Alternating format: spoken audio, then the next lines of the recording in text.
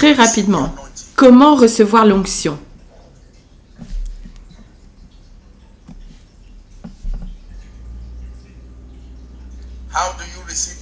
Comment est-ce que vous recevez l'onction? Je vais vous donner 2 clés.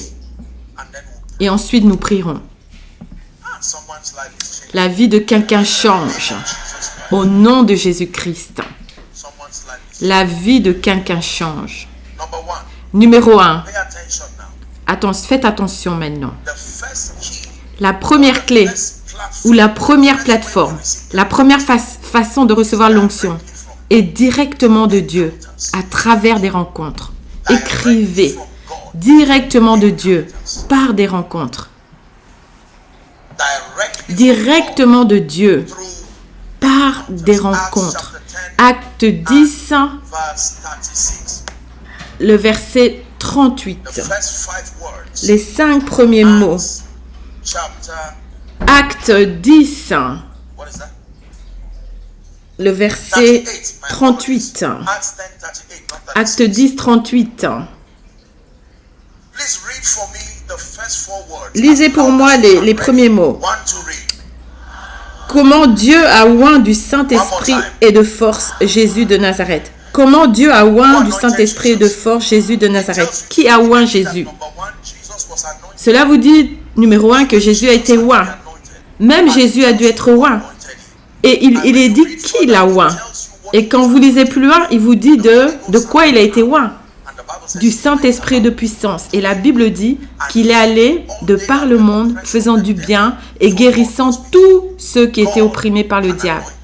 Car Dieu était avec lui. Dieu peut oindre les hommes par l'intermédiaire de rencontres. Salomon a reçu cette grâce pour la sagesse et un cœur compréhensif grâce à une rencontre directe avec le Dieu de la Bible. Le Seigneur lui a demandé de faire une requête et il a fait cette demande. Et cela a plu au Seigneur, qu'il demande un cœur compréhensif et non pas plus de richesse ou la vie de ses ennemis. Dieu lui a donné un cœur compréhensif comme aucun roi n'en avait jamais eu.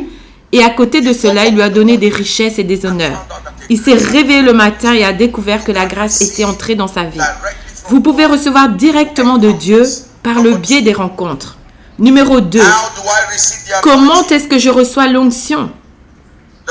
La deuxième façon, et c'est la plus générale que l'Écriture autorise pour recevoir l'onction, c'est par l'intermédiaire de la transmission de ceux qui portent l'onction.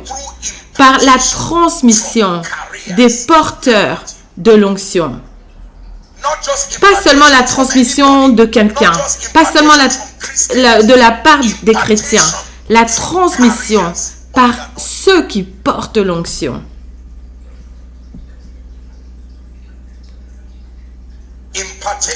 La transmission par ceux qui portent l'onction. Dans Philippiens chapitre 1 verset 7, Paul s'adressait à l'église de Philippe et il a dit « Comme il est juste que je pense ainsi de vous, parce que je vous porte dans mon cœur, soit dans mes liens, soit dans la défense et la confirmation de l'évangile. » La dernière phrase se dit « Vous qui tous participez à la même grâce que moi. » Combien d'entre vous? Tous. Donc il est possible d'être participant de la grâce d'un homme par l'intermédiaire de la transmission. Vous êtes tous participants de ma grâce. Romains chapitre 1 verset 11. Paul dit « Car je désire ardemment vous voir afin que je puisse vous transmettre quelques dons spirituels afin que vous soyez affermis. Je désire ardemment vous voir. Je désire notre contact. Je désire venir à vous pour que je puisse vous transmettre quelque chose qui va vous aider à être établi. » Alléluia. Nombre chapitre 27, à partir du verset 18 jusqu'à 20.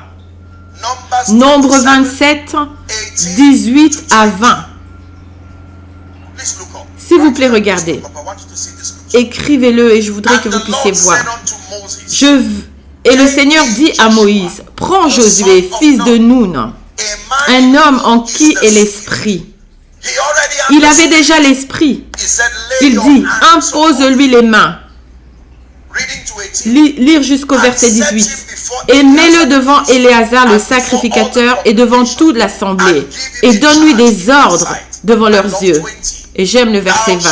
Tu prendras de ton honneur et tu mettras une partie de ton honneur sur lui. Je donnerai toujours un commentaire sur ce verset. Que l'honneur est transférable. On peut se respecter soi-même, mais on ne peut pas s'honorer soi-même. L'honneur est une grâce. La mission de l'honneur est de faire en sorte que des hommes vous accordent de l'attention et vous valorisent.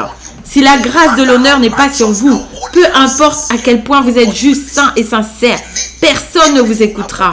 Croyez-moi, même si tu as quelque chose à dire. Beaucoup d'entre nous sont des gens formidables, qui ont quelque chose à dire intellectuellement, spirituellement, financièrement. Mais ce manteau d'honneur n'est pas sur notre vie et personne semble prêter attention. S'il vous plaît, lisez cette écriture pour nous. Tu mettras un peu de ton honneur sur lui. Pourquoi? Pour que l'assemblée des enfants soit obéissante. La loyauté n'est pas une affaire de manœuvre politique. Il y a une grâce qui peut venir sur vous. Pensez-vous que... Je n'aime pas utiliser le mot célébrité parce que les croyants ne sont pas appelés à être des célébrités. Nous sommes appelés à être ambassadeurs. Cependant, pour être un vrai ambassadeur, cela va demander de l'influence. Le monde appelle ceux qui ont de l'influence des célébrités. Sommes-nous ensemble? La différence entre une célébrité et un ambassadeur, c'est le but qu'ils poursuivent. Tous les deux ont de l'influence, mais une célébrité a de l'influence sans objectif, pas de mission, alors qu'un ambassadeur a une influence qui est liée à un objectif. Comprenons-nous? Pour expliquer, permettez-moi d'utiliser ce mot. Est-ce que vous pensez qu'il est normal que des personnes dans une région ou dans une nation, soudainement, se mettent à aimer un individu, deviennent loyaux et suivent cette personne? Pas seulement sur les réseaux sociaux, mais vous appelez les nations et elles vous écoutent. Nous ne sommes pas des enfants. Il y a une grâce. Et si cette grâce n'est pas sur vous, peu importe l'âge, la qualification, la richesse, personne ne vous écoutera. Il y a une grâce pour l'honneur et elle viendra sur quelqu'un aujourd'hui. Quand cette grâce vient sur vous, comme Gédéon, vous sonnerez de la trompette et 32 000 personnes viendront, vont se rassembler et dire « Tu nous as appelés, que veux-tu que nous fassions ?» C'est le genre de grâce que les politiciens devraient désirer au lieu de toutes ces absurdités qui font autour de vous, vous voyez? Mais croyez-moi, quand vous appelez les hommes et qu'ils répondent, c'est plus que votre voix qui les a appelés. C'est la grâce de l'honneur qui les a appelés. Parents, si vous n'avez pas la grâce de l'honneur, vos enfants vous manqueront de respect. Peu importe comment, vous pouvez être gentil, vous pourrez essayer toutes les mesures disciplinaires. Cela ne fonctionnera pas. La grâce pour l'honneur. Sommes-nous ensemble? Deutéronome 34, verset 9. Comment recevoir l'onction? Deutéronome 34, verset 9.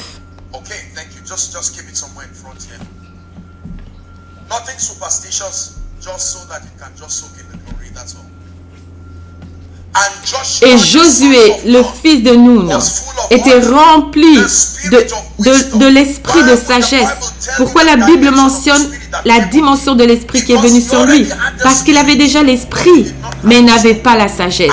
Et la Bible dit que lorsque Moïse lui a imposé les mains, parmi les différentes dimensions de l'esprit qui sont venues sur lui, était l'esprit de sagesse. Vous savez que l'Esprit Saint opère dimensionnellement. Souvenez-vous d'Ésaïe 11, quand vous lisez le verset 2. Cette racine, de la racine de Jessé, cette branche qui sort. Et ensuite, la Bible nous dit ce que nous appelons les 7 esprits de Dieu, ou les 7 dimensions du Saint-Esprit. Et vous voyez qu'il y en a 7, mais ils y opèrent en 4. Numéro 1, l'Esprit du Seigneur, l'Esprit de domination. Numéro 2, l'Esprit de sagesse et d'intelligence. Numéro 3, l'Esprit de conseil et de force. Numéro 4, l'Esprit de connaissance et de la crainte du Seigneur. 7 esprits, mais ils sont groupés en 4, comme les 4 rivières qui sont sorties d'Éden.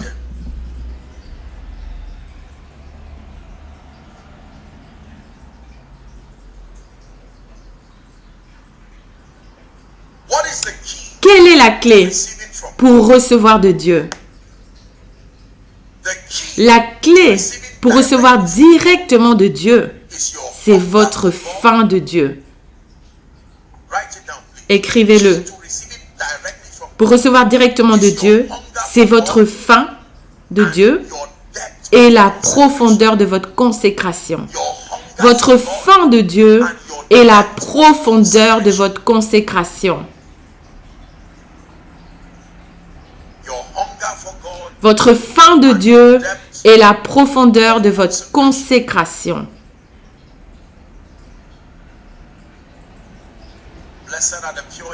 Bénis soit ceux dont le cœur est pur. La Bible dit, car ils verront Dieu. Quelle est la clé pour recevoir d'un vase qui est porteur de cette onction? Numéro 1, l'honneur. Numéro 2, le service. Vous n'avez pas le droit de recevoir une transmission d'un véritable porteur de cette grâce jusqu'à ce que vous pratiquiez l'honneur et jusqu'à ce que vous pratiquiez le service. Lorsque vous lisez le chapitre 3 du deuxième livre des rois, du verset 9 à 11, 2 Rois 3, du verset 9 à 11, la Bible elle-même témoigne et décrit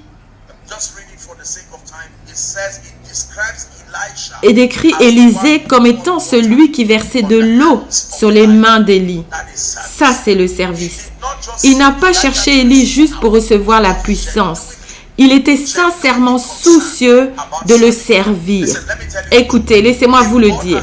La vérité, si Dieu vous a donné l'occasion de servir dans cette maison, que ce soit au niveau national ou au niveau de l'État ou au niveau régional, je veux que vous serviez le Seigneur dans le temps imparti, avec intégrité et en vérité, sachant que le service est l'échelle qui permet à l'homme d'accéder à des niveaux impressionnants de l'onction. Vous m'avez peut-être entendu le dire dans mes enseignements. J'ai un profond respect pour les personnes qui servent Dieu et qui me servent, parce que je connais le pouvoir du service. Vous pouvez servir et arriver à des niveaux extraordinaires de l'onction.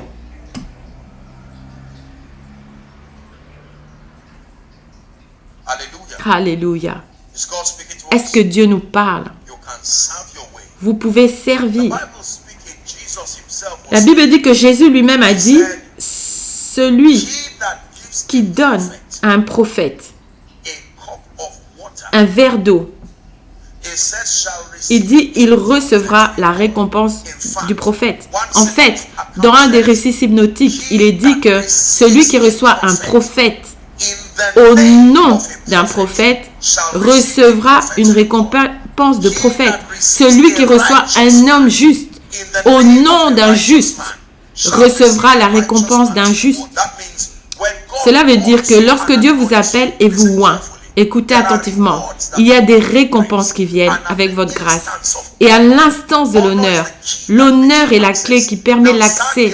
Maintenant, malheureusement, nous les hommes de Dieu, nous avons profité de certains versets, nous les avons tordus et nous avons créé la servitude chez les gens. Nous avons transformé les gens en esclaves avec ce concept de prophète, grand homme de Dieu. Et c'est triste pour le manque d'équilibre. Mais laissez-moi vous dire que la raison pour laquelle très peu de personnes reçoivent de ceux qui sont loin, c'est à cause du déshonneur. Notre monde, d'une manière étrange, semble avoir une affinité et une obsession pour le déshonneur. Nous banalisons les sacrifices des gens et nous leur donnons l'impression que ce que vous êtes là, c'est juste par chance. Par exemple, vous pouvez voir quelqu'un s'élever dans ce service. La personne est venue en tant que personne ordinaire. Il n'y a pas eu de promotion où la personne a passé un examen. Il y a une grâce là. Vous ne pouvez pas banaliser et dire que la personne a juste de la chance. À chaque fois que vous banalisez les sacrifices d'une personne et l'investissement de la grâce de Dieu sur eux, vous fermez la porte pour recevoir cette grâce. C'est pourquoi de nombreux enfants ne reçoivent pas ce qui est sur leurs parents. Je donnerai toujours cet exemple. Si vous pouvez obtenir mon enseignement sur l'honneur, faites-le s'il vous plaît. La loi de l'honneur ou tout autre enseignement. Alléluia. Vous pouvez facilement trouver cela en ligne. Je crois que parmi les nombreuses choses que Dieu m'a accordé la grâce de faire, c'est d'aider le corps à comprendre ce que nous avons manqué à travers le déshonneur. L'honneur est puissant. Cela peut vous amener dans des niveaux incroyables de grâce. Il y a beaucoup de gens aujourd'hui qui sont pauvres parce qu'ils pensent que toute personne riche est corrompue.